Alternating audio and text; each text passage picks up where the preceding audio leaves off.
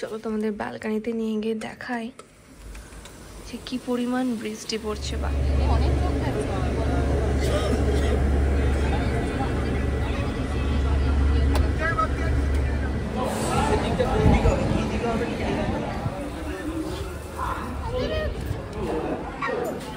কোনটা হবে?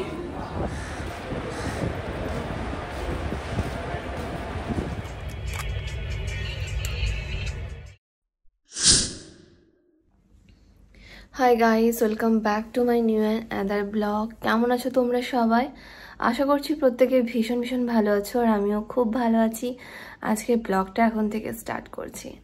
আজকে হচ্ছে আমাদের গোয়াতে লাস্ট ডে।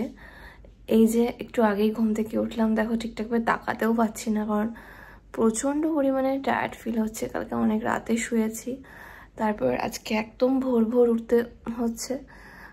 4টার সময় অ্যালার্ম দিয়েছিলাম, তো 5:30টার মধ্যে আমাদের গাড়ি ছাড়বে। সকাল 7টার সময় আমাদের ট্রেন। হ্যাঁ বন্ধুরা, এবার ব্যাক করার টাইম চলে এসছে।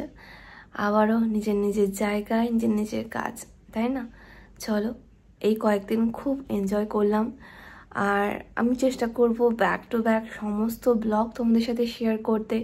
কি করেছি না করেছি এভরিথিং তোমাদেরকে দেখাবো। তার জন্য কিন্তু অবশ্যই আমার চ্যানেলটিকে সাবস্ক্রাইব করে পাশে আসা বেল আইকনটিকে অন করে রাখতে একদম ভুলো না। এই যে দেখো, মাম্মা এখন ঘুমাচ্ছে। মাম্মা এখনও পর্যন্ত ওঠেনি, মাম্মা এখনও ঘুমাচ্ছে। ওকে ডাকছি যে ওর চল, ফ্রেশ হয়ে নে, আমাদের গাড়ি চলে আসবে। আমাদের আবার ধরো স্টেশন পর্যন্ত যেতে হবে, 7টাতে ট্রেন আমাদের। তো আমরা সাইড আপার লোয়ার সিট পেয়েছি, তাই কোনো প্রবলেম হবে না। আসার সময় তো একটু প্রবলেম হয়েছিল, কারণ তোমাদের দাদার একটা অন্য সিট পড়েছিল, মানে এই দিকে পড়েছিল একদম আপার, আর আমার সাইড আপার। নিচে একটাও সিট ছিল না, প্রচণ্ড অসুবিধা করি আমরা এসেছি। কিন্তু হ্যাঁ, ফেরার পথে কোনো প্রবলেম হবে না আশা করছি, কারণ আমাদের সাইড আপার লোয়ার দুটো একসাথেই পড়েছে। একসাথে পড়লে অনেক সুবিধে হয়, কারণ লাগেজপত্র থাকে তো, ওগুলোকে ধরো ঠিকঠাকভাবে রাখা। আর কালকে এত বেশি টায়ার্ড ছিলাম সারাদিন ঘুরে, তারপর শরীরটা হঠাৎই প্রচণ্ড খারাপ, গলাতে খুব ব্যথা করছে। এটা হওয়া স্বাভাবিক, একটা জায়গা থেকে এসেছি আরেকটা জায়গায়, শরীর তো খারাপ হবে। আর এখানকার ওয়েদার সম্পূর্ণ আলাদা, হঠাৎ হঠাৎ গরম, আবার হঠাৎ হঠাৎ বৃষ্টি পড়ছে। এখন যেমন দেখছি, মানে সারা রাতই বলতে পারো এক প্রকার প্রচণ্ড বৃষ্টি পড়ছিল, এখনও কন্টিনিউ বাইরে বৃষ্টি পড়ছে। ধর আমি তোমাদের দেখাচ্ছি, আমাদের ব্যাগপত্র মোটামুটি সমস্ত কিছু কালকে রাতেই গুছিয়ে রেখেছি, তো যাতে সকালবেলা কোনো প্রবলেম না হয়। এবার চেঞ্জ করবো, চেঞ্জ করে রেডি হয়ে ব্যাগপত্র নিয়ে চেক আউট করে বেরিয়ে যাব আমরা। চলো তোমাদের ব্যালকনিতে নিয়ে গিয়ে দেখাই যে কি পরিমাণ বৃষ্টি পড়ছে বাইরে।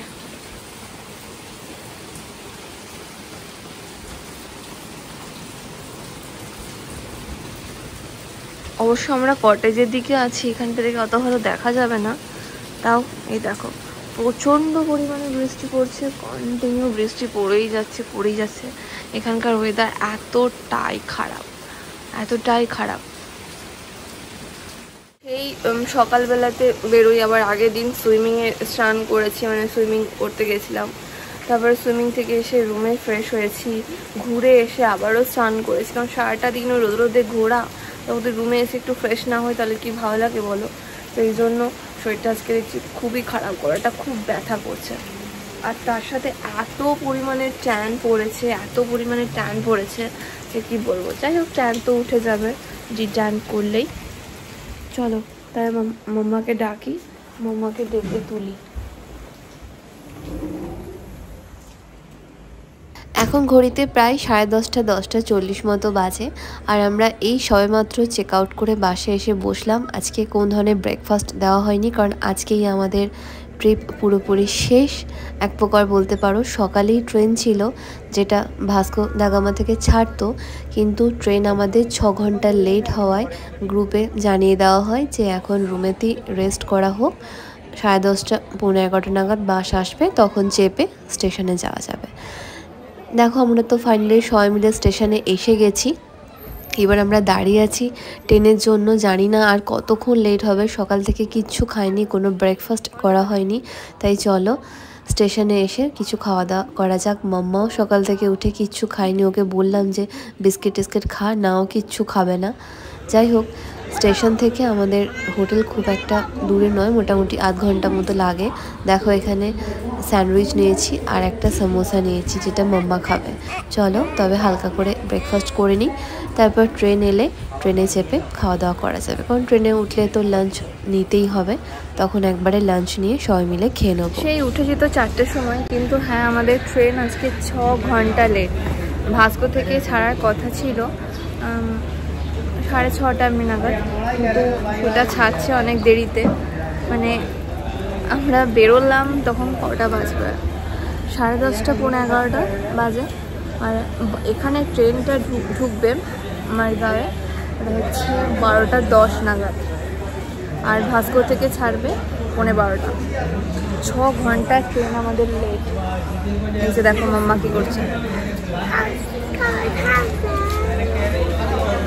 তাই এখন আমরা স্টেশনে বসে আছি ব্যাগপত্র নিয়ে, আসুক ট্রেন। তাই এখন আমরা ব্যাগপত্র নিয়ে বসে আছি স্টেশনে, ট্রেন আসুক তারপরে চাপবো। বাট এখন এখানে একটা ট্রেন দেখো দাঁড়িয়ে আছে, আমাদের 1 নাম্বারেই দেবে, এখনও টাইম হয়নি বলে আসুক ট্রেনটা।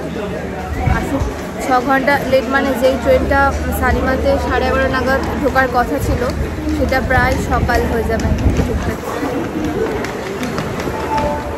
এবার গোয়াকে বাই বাই জানানোর পালা চলে এসছে, কারণ আমাদের ট্রেনে আমরা ট্রেনে চেপে পড়েছি। এই যে দেখো উইন্ডো সিট পেয়েছি, একটা পেয়েছি সাইড লোয়ার, একটা সাইড আপার। তো আমি নিচে আছি, এই যে মাম্মা আর তোমাদের দাদা, একসাথে আমরা 3 জনা যাকে এবার বুঝতে পেরেছি। যাওয়ার সময় তো সিট একটু ভালো ছিল না, সাইড আপার ছিল আর একটা ওইদিকে ছিল উপরে। তো এবার ফেরার পথে তো সিটটা মোটামুটি ভালোই পাওয়া গেছে, লাগেজপত্র সমস্ত কিছু রেখে দিয়েছি। ট্রেনটা ছাড়তে অনেকটাই লেট করেছে, পৌঁছাতেও লেট হবে। আর চোখ মুখের অবস্থা থেকে বুঝতেই পারছো যে আমরা কতটা টায়ার্ড। যাই হোক, দুপুরে লাঞ্চ অর্ডার করা হয়ে গেছে, লাঞ্চটা দিয়ে যা খেয়ে দিয়ে তারপরে আমরা একটু রেস্ট করবো। এই যে দেখো মাম্মা এখন বসে বসে কার্টুন দেখছে, ডান্স দেখছে, আর তোমাদের দাদা বসে আছে। এই যে সমস্যা ছুটে চলেছে। দেখি আমাদের লাঞ্চটা 1 ঘন্টা পর দেওয়ার কথা, কখন আসে। ট্রেনই তো ছাড়লো 1:30 কাছাকাছি, তো 2-2:30টার মধ্যে চলে আসবে হয়তো লাঞ্চ। ট্রেন তো তার নিজের গতিতে ছুটছে, এবার তো বাড়ি ফেরার পালা। যাই হোক, এই কয়েকদিন গোয়াতে আমরা খুবই এনজয় করলাম। আর এই যে দেখো সেই দুধসাগর ফলস, তোমরা অনেকেই যাওয়ার সময় দেখতে পাওনি, আবারও তোমাদের আরেকবার দেখিয়ে দিলাম সেই দুধসাগর ফলস। এটা কিন্তু শুধুমাত্র ট্রেনে করে যাওয়ার সময় তোমরা দেখতে পাবে। যাই হোক, চলো এবার দেখি খাওয়াতে কি কি আছে। উফ, সেই বিরক্তিকর ট্রেনের খাবার, কিন্তু হ্যাঁ কিচ্ছু করার নেই, এই 2 দিন এখন এই সমস্ত খেয়েই আমাদের কাটাতে হবে। ট্রেনের খাবার অত্যাধিক জঘন্য, কিন্তু এটাই খেয়ে আমাদের এখন কোনো রকমে পেট ভরাতে হবে। কিন্তু সিটটা খুব ভালো পেয়েছি, তাই কোনো সমস্যা হবে না। সাইড আপার অ্যান্ড লোয়ার দুটো পেয়েছি।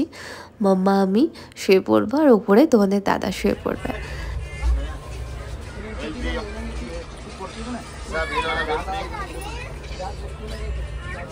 আমাদের কম্পার্টমেন্টটা খুব একটা ভিড় নেই বলতে পারো, কারণ ম্যাক্সিমাম সিটই দেখছি ফাঁকা। যাই হোক, কোনো প্রবলেম নেই, এইভাবে চলে যাব। 2 দিন তো আছে, তাই না? আজকে তো রাত হয়েই গেল, কালকে দিনটা পুরোটা যাবে, পরের দিন সকাল হলেই নামবো একটা ব্যাপার থাকবে। কিন্তু জানি না যে ট্রেন আদৌ ঠিকঠাক টাইমে পৌঁছাবে কি না। একেই তো মানে ট্রেন ঢোকার কথা ছিল শালিমাতে রাত্রে 11:30টার সময়, কিন্তু এই যে লেট দেখছি, এই লেট হতে হতে মনে হচ্ছে সেই 6-এর জায়গায় 12 ঘন্টা হতে চলেছে। যাই হোক, সকাল সকাল তোমাদের দাদা দেখছি ব্রেকফাস্টও নিয়ে নিয়েছে। আমি একটু বাথরুমে গেছিলাম তখন, এই যে ব্রেড টোস্ট নিয়েছে মাম্মা, আর আমি এখন সকালবেলা এটা দিয়ে ব্রেকফাস্টটা সারবো। আর চোখ মুখের অবস্থা দেখে কিছু মনে করো না, কারণ বুঝতেই পারছো ট্রেনে আসছি, 2 দিন ট্রেনে সফর, আর এই কয়েকদিন সেরকম ভালোভাবে ঘুম হয়নি, তাই চোখ মুখের মধ্যে তো একটু টায়ার্ডনেস থাকবেই। আর দেখো কত সুন্দর না ব্রিজটা, এরকম বিভিন্ন ধরনের মানে জায়গা এবং বিভিন্ন ধরনের ভিউ দেখতে দেখতে যে কখন সারাটা দিন কেটে যাচ্ছে ট্রেনে বসে বসে আমরা বুঝতেই পারছি না। কিন্তু হ্যাঁ, আজকে দিনটা কাটলেই মনে হবে কালকে সকাল এলেই যে কখন নামবো। কিন্তু ট্রেন দেখছি ধীরে ধীরে লেট হতেই থাকছে, মানে যেখানে দাঁড়াচ্ছে মোটামুটি 10-15 মিনিট দাঁড়িয়ে আছে। এত পরিমাণে ট্রেনটা লেট, 6-এর জায়গায় 12 ঘন্টা এবার লেট হতে চলেছে। যেখানে রাত্রে 11:30টায় শালিমার নামার কথা ছিল, সেখানে মনে হচ্ছে সকাল 8:30 মতো বেজে যাবে নামতে নামতে। অনেক দিন পর মাম্মাকে নিয়ে এতটা জার্নি করে ঘুরতে এলাম। লাস্ট গেছিলাম আমরা সিমলা।